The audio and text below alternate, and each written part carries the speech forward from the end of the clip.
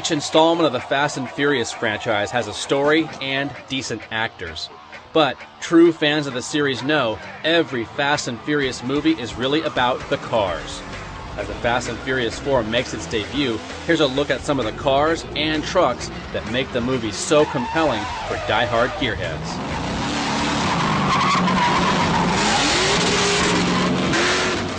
This time around, the producers went heavy on high-performance GM vehicles. And that's just fine by us, mainly because it means we get cars like this sweet-looking, flawless 1970 Chevelle SS 454. There's also a primer gray version of the same car, and that one was specially built for this wheel stand scene.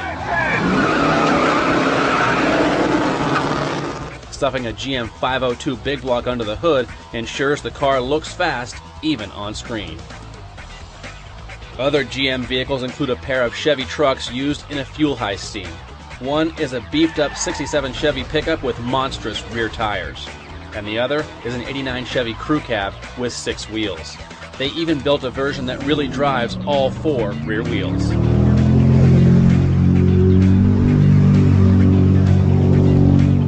The first car Vin Diesel's character drives in the movie is an 87 Buick Grand National GNX.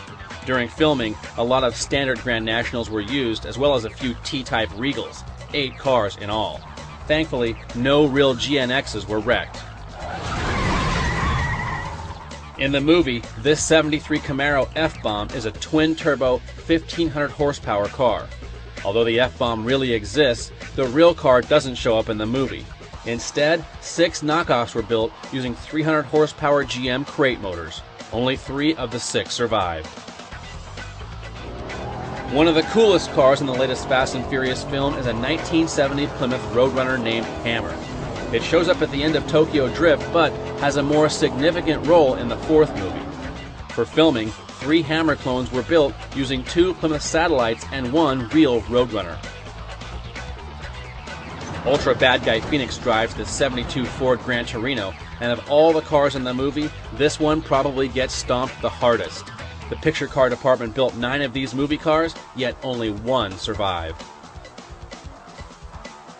This latest installment of the Fast and Furious features mostly American muscle, but there are a few imports too.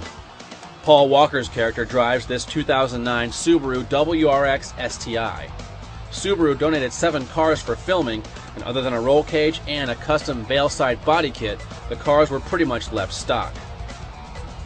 In the second half of the movie, a pivotal race scene features this BMW M5.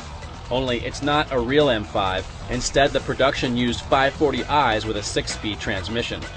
iBox suspension was added, but the carbon fiber roof and hood are not real, just movie magic.